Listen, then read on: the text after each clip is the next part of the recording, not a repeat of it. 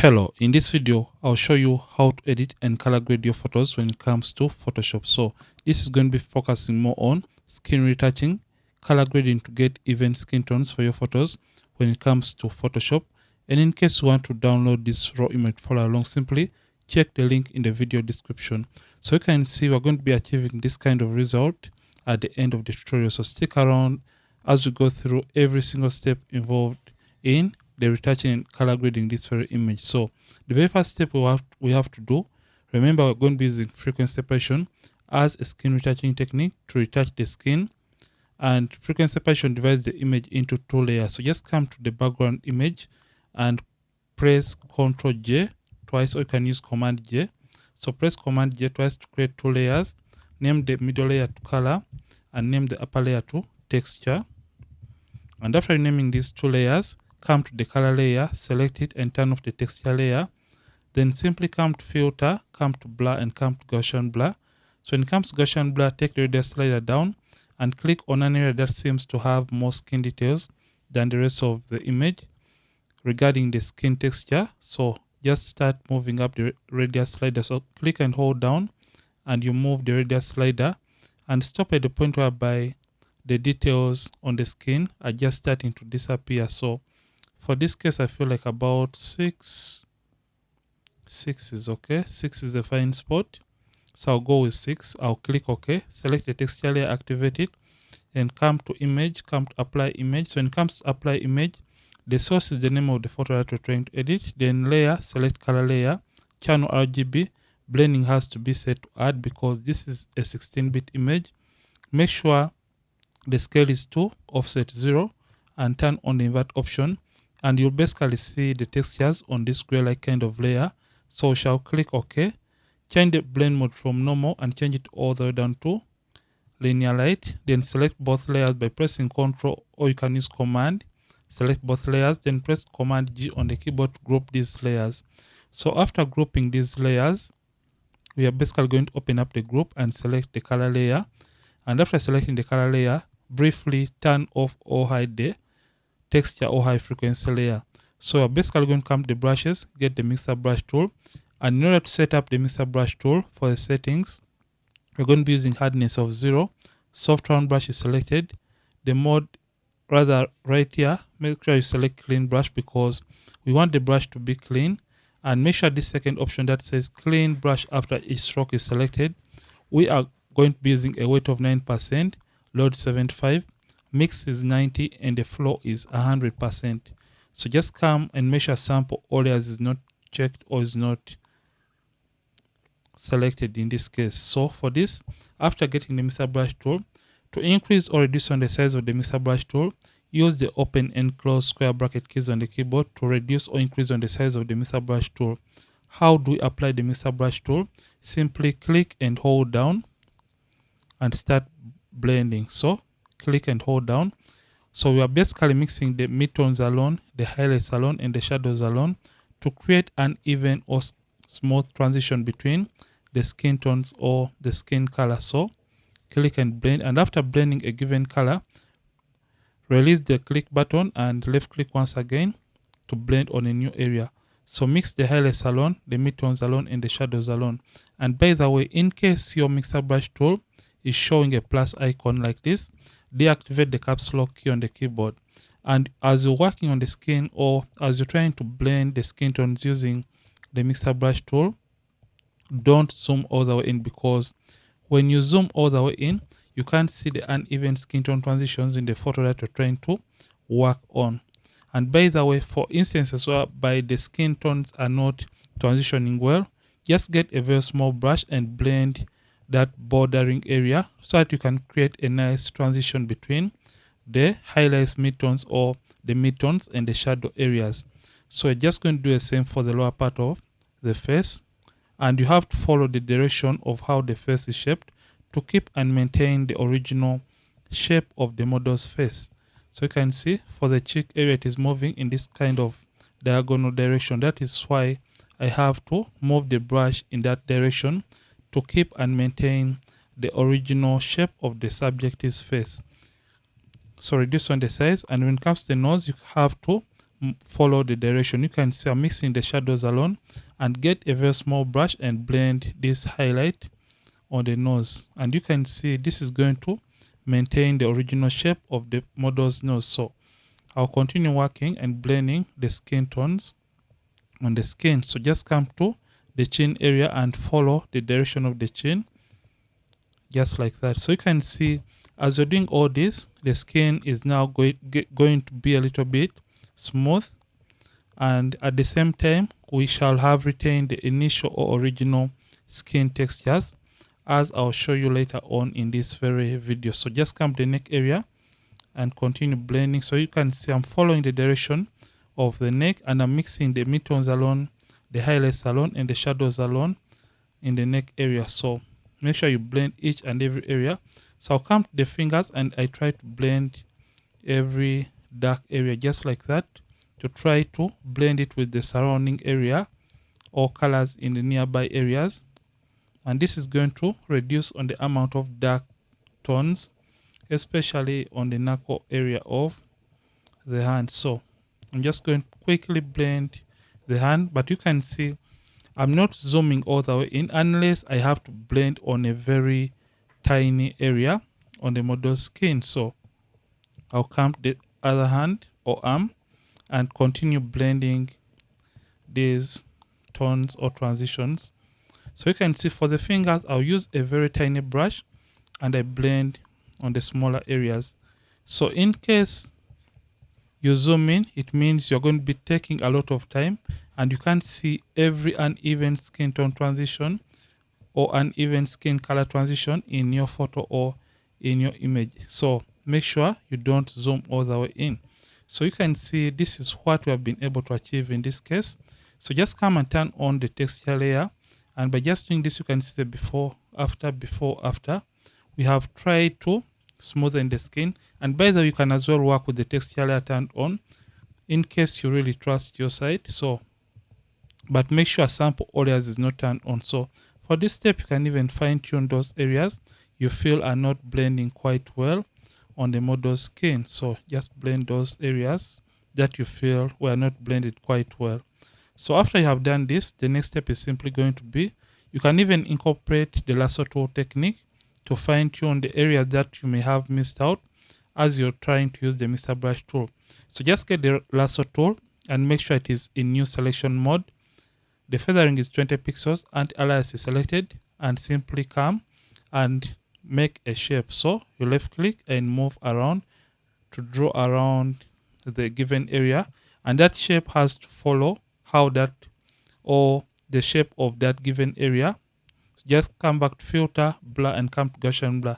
So for this step, basically the texture layer is turned on and the color layer is still selected because we are still dealing with the skin tones of the model. So it will bring back this initial radius for what we use for our frequency separation. So just multiply your radius by 3 and type in the value. So 6 by 3 is 18. So delete 6 and type in 18. And you can see it gets us natural details. So for this step, we are trying to perfect the areas we may have missed out as we are trying to use the mixer brush tool. So to deselect, click away from the active selection, and that is going to automatically deselect that selection. Just come back to filter, blur, come to Gaussian blur, and it's going to bring back the initial radius and click OK. In case the effect is too much, right click on the selection and come to fade Gaussian blur, and you can reduce on the opacity of the given area or effect in that area. So this is what we have to do for only the face. So when it comes to the nose area, don't apply it on the nose area because sometimes you may apply it and it makes the nose look a little bit flat or big. So for the nose area, I would recommend that you only apply it only on the dark areas of the nose, just like this. Filter, blur, come to Gaussian blur like that. So skin retouching is just simple and enjoyable in case you follow every step like I've told you in this very video. So after this, you can see the before and after for just the skin retouching, and we have as well retained the initial or original skin textures or skin details. So for this step, we just want to remove the pimples or blemishes from the model's skin. Select the texture layer. Remember, blemishes are part of the textures. So that is why we have selected the texture layer. Come and get the clone stamp tool and make sure it is set to the soft round clone stamp tool, and make sure the mode is normal, opaque at 100%, flat 100%, and align this checked, and the sample is set to current layer because we want to remove blemishes that are part of the currently selected layer, which is the texture layer. And for this you have to zoom in. Make sure you zoom in because you want to see or identify all those areas that have pimples or blemishes to remove them. So how do we use the clone stamp tool? Reduce on the size of the clone stamp tool by using the left square bracket key on the keyboard, and make sure the size is slightly bigger than the pimple or the blemish that you want to remove. So to remove this pimple, for example, hold down the option key on the keyboard, alternate for Windows option, and click on a clean area near the pimple, and simply left click once again to replace or cover that pimple or the blemish with clean skin. So this is what I have to do for the rest of the pimples or blemishes or skin imperfections. You have to keep on clicking on the option key on the keyboard, or keep one finger on the alternate key on the keyboard to help or enable you do the process faster and quicker. So one finger should be on the option key because you have to keep on sampling from different areas. Remember, these pimples are located in areas that have varying color or lighting patterns. So that is why you have to keep on sampling from an area that is close to the pimple. So you have to copy clean skin from an area where the pimple is and you paste it. That is the advantage of simply keeping one finger placed over the option key on the keyboard so that you can copy easily and stamp over that pimple or over that blemish. So I'll just remove that. And by just doing this, you can see the skin has now been worked on and it even looks smooth. So after doing the skin retouching, the next step is simply going to be to create even skin tones. So you can see before and after for the skin retouching. So in order to create even skin tones so that everything or every color in the skin looks uniform, we are basically going to create a stamp visible layer by pressing Shift Option Command E. In case you're using Mac, Shift Alternate Control E for those using Windows. And after that, come to the new layer icon and create a new empty layer. Then change its blend mode from normal and change it all the way down to color. Then come to the stamp visible layer that we created initially before, and come to select and come to subject so that Photoshop can help us to automatically select the subject. Once the subject layer has been selected, come back to the new empty layer that we created initially before and select it. Then you're going to come to the brushes, get the brush tool, and for your settings, make sure soft round brush is selected, hardness is set to 0, the mode is normal, opaque at 100%, flow at 100%. So for this step, we just want to sample color on the model skin that we would like the rest of the skin to look like. So I'll zoom in slightly by using Command plus on the keyboard, or you can use Control plus on the keyboard and sample that color. So to sample that color, hold down the option key on the keyboard, option, and click on a color you feel represents the original color of the model skin. Option and click, option and left click to sample that color, alternate and left click and paint on the skin. So in case you are not seeing that color quite well, you can even come to the color options and you drag it towards the right hand side so that you can get a more saturated color and start painting on the skin. Don't mind, we can always come back and we perfect or refine this color in this very tutorial. So we're just going to paint. So to paint, simply start dragging just like this. So in case you feel like it's not enough, you can even increase on the saturation even more and continue painting just like this. And you can see by just doing this, the skin is tending to look a little bit better and uniform, and it is not as desaturated as the case where we started from. So I'll quickly paint, but just want to give you an idea of how all this is done. So paint quickly and keep away from painting some areas like the lipstick and the makeup, because at the end of the process you don't want to change or distort the initial or original color of your model's makeup. So I'll reduce on the size and continue painting just like this, and paint just slightly above the eyeshadow and above the eyebrow, just like that. So you can see by just doing this, we are now having a slightly uniform skin color. But this is not all, but always ensure that you have painted on each and every single area that has or contains skin color or skin tones. I know this looks odd and it looks awkward, but we have to perfect all this later on. So after this, get the eraser tool. The mode is set to brush, opacity, and the flat 100%, and start rubbing away areas that you don't want the color grading to affect, like some areas for our model's lips in this case, just like this. Erase it from there, erase it from her eyebrows in this case, and you can press B for the brush once again to paint colors in areas that you may have missed out or left out accidentally. So after painting the color on the skin tone, press Ctrl D, or you can press Command D to deselect the active color selection.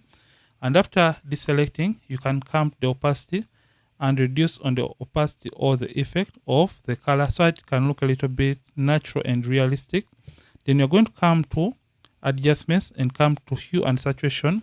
Come to master, select the reds, and simply come to the lightness, and you can reduce on the lightness of the reds just like this. So in case the skin is looking a little bit greenish for your liking, simply come to the reds and come to the hue option, and you can play around with the hue option to make or to eliminate the greens in the skin tone. Still, this doesn't look natural enough. You can take the lightness lower or down.